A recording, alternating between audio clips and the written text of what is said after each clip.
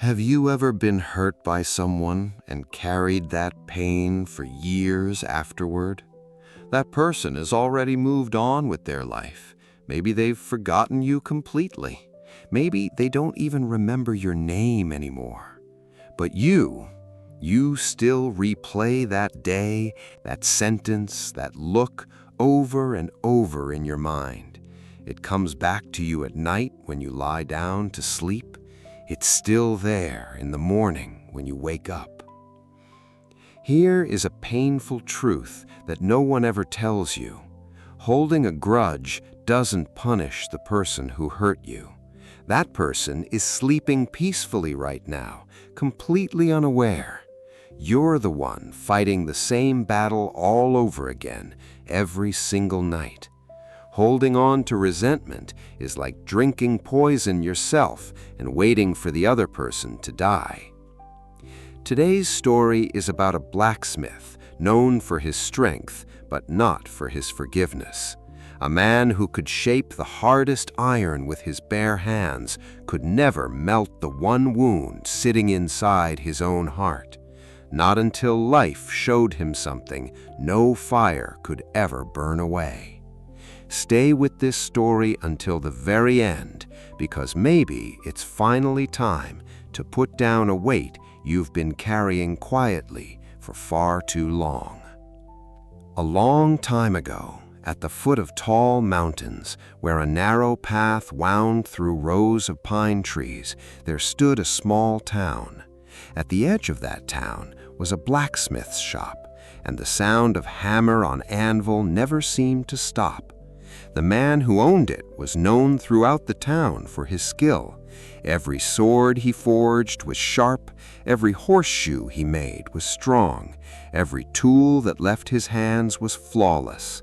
He stood before the fire for hours, hammering iron into shape, sweat running down his face, and children would stop outside his shop just to watch the sparks fly. The elders called him a man with hands worth gold. But the blacksmith wasn't known only for his skill. He was known for something else, too. He never forgot.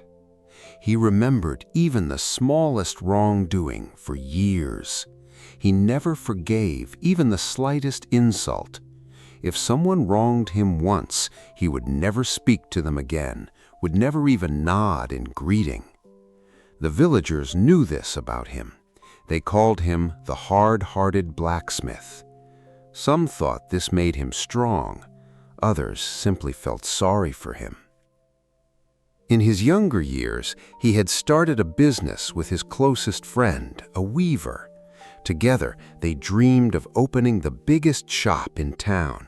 For months, they worked side by side, saved money together, sat by the same fire at night, making plans for the future. But one day, without a single word, that friend took every coin they had saved and moved to a neighboring town. He left behind nothing but an empty shop and a broken trust. From that day on, the blacksmith carried an anger inside his chest. Years passed. The weaver was long forgotten by everyone else. Some even said he had died in a faraway city. But the blacksmith still thought of that day every single morning, every time he raised his hammer. With every strike against the anvil, it was as if he were forging that old pain right back into the iron. And even after the work was done, the anger never cooled. It simply waited for tomorrow. In time, the blacksmith married. He had a son. His shop grew larger. But the stone sitting inside his chest never grew any smaller. His wife would sometimes say to him, "Why do you still think about that day? It's been 20 years."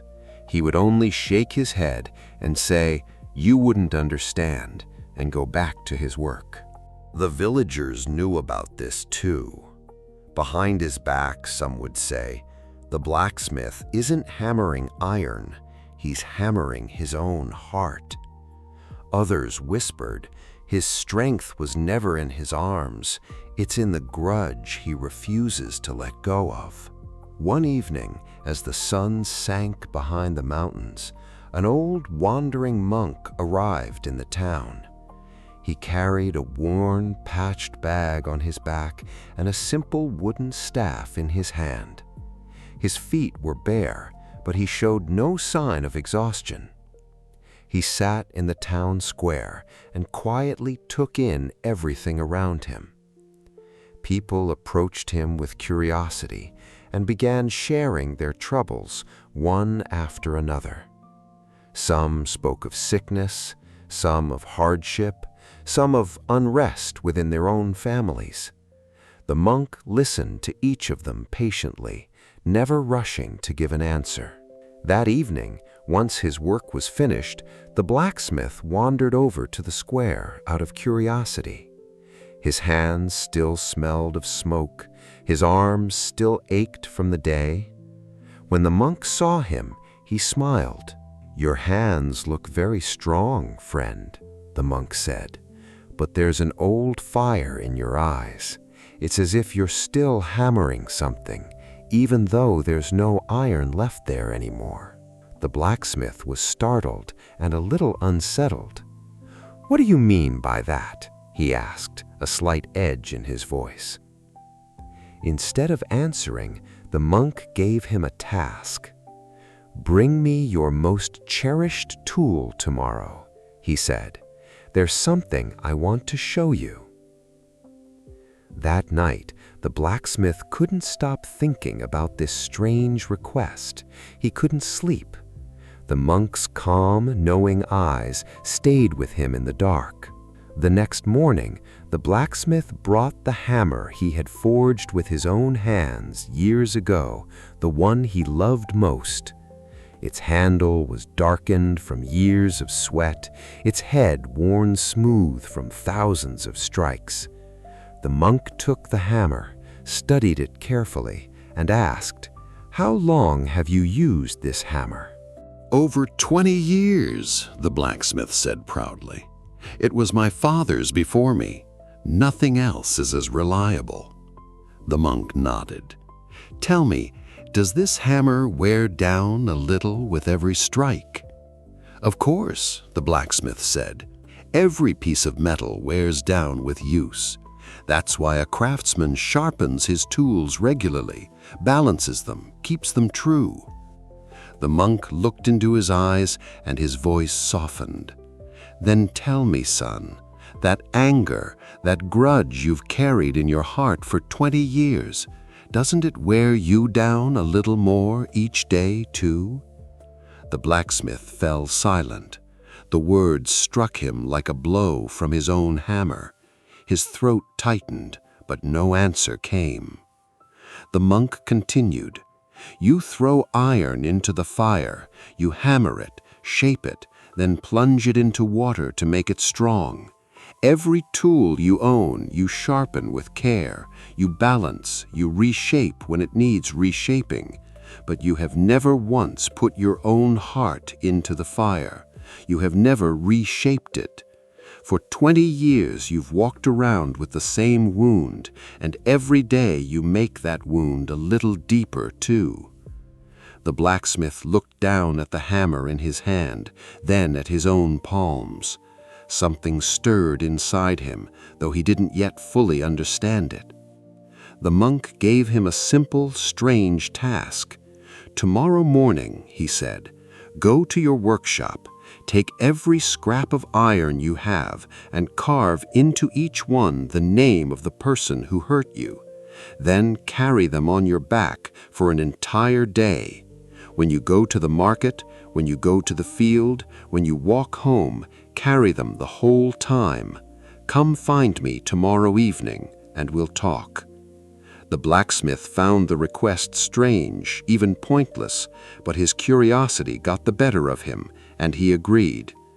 The next morning, he carved his old friend's name, the weaver's name, into piece after piece of scrap iron, 10, 20, 30 pieces. He loaded them all into an old sack. The sack was so heavy that his knees buckled and his breath caught the moment he lifted it onto his back. Still, He carried it the entire day to keep his word to the monk. His shoulders ached as he walked to the field. His back bent as he moved through the market. Even as he spoke with neighbors, he could feel the weight, and it changed his voice. By midday, under the full heat of the sun, he was drenched in sweat. By evening, his steps had slowed, his breathing labored. He barely made it back to the square. The monk was waiting for him, calm as ever. "How did it go?" the monk asked. "It was so heavy," the blacksmith said, gasping for breath, sweat dripping from his brow. The monk asked gently, "And how many days has that iron been on your back?" "Just today," the blacksmith said, a little surprised by his own answer. "And the anger you've carried for 20 years, the monk said quietly, looking straight into his eyes. "How many days has that been on your back?" Tears welled up in the blacksmith's eyes. In that instant, everything made sense. That sack of iron had exhausted him, worn him down, slowed him in a single day. But the grudge in his heart had been rotting him from the inside for 20 years, and he had never even noticed. His wife's distant looks, the closeness he never built with his son, the sleep that never came at night, it was all coming together now.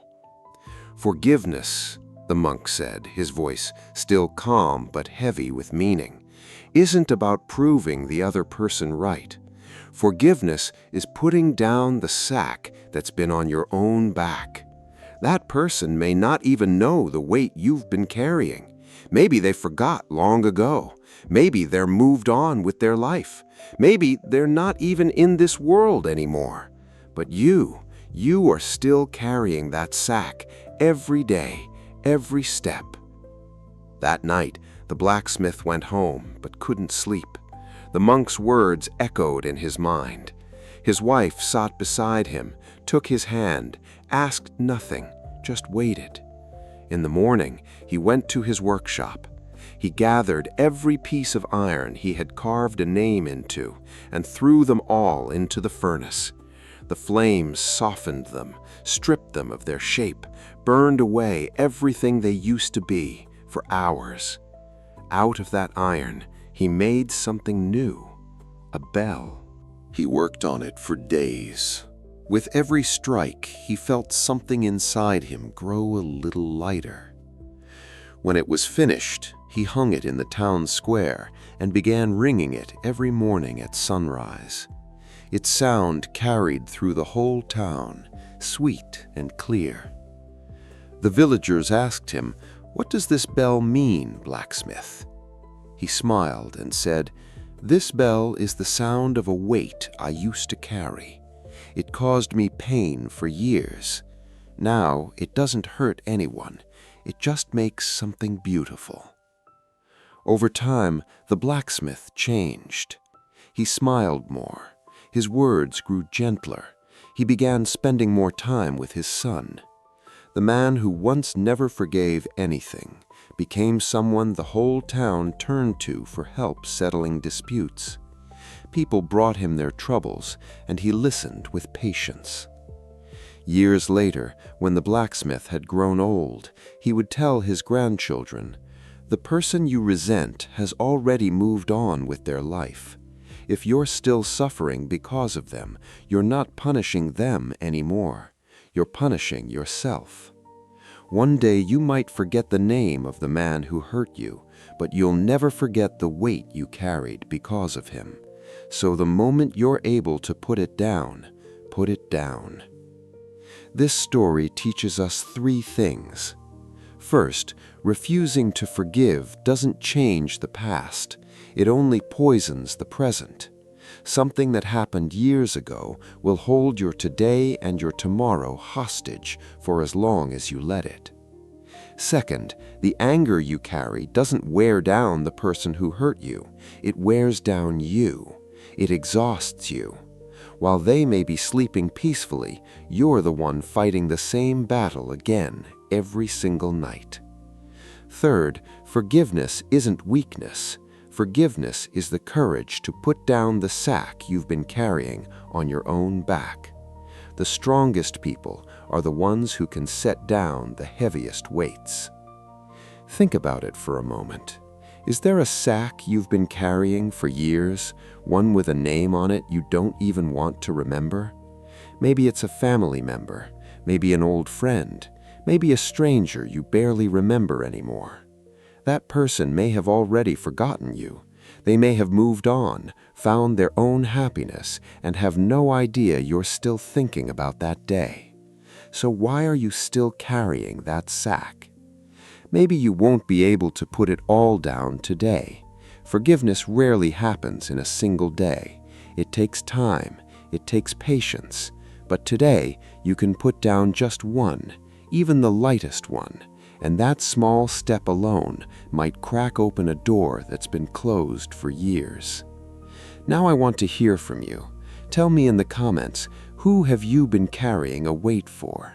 Maybe writing it down today is the first step towards setting it free. And maybe someone reading this will find strength in your story. If this story touched your heart, please like and share this video so it can reach someone who needs it. Maybe today, this is exactly what someone else needs to hear. Don't forget to subscribe to our channel and turn on notifications, because I'll be back with more stories to help you find peace. Until then, be patient, stay grateful, and remember, the heaviest weight you'll ever carry isn't the one in your hands, it's the one you never let go of.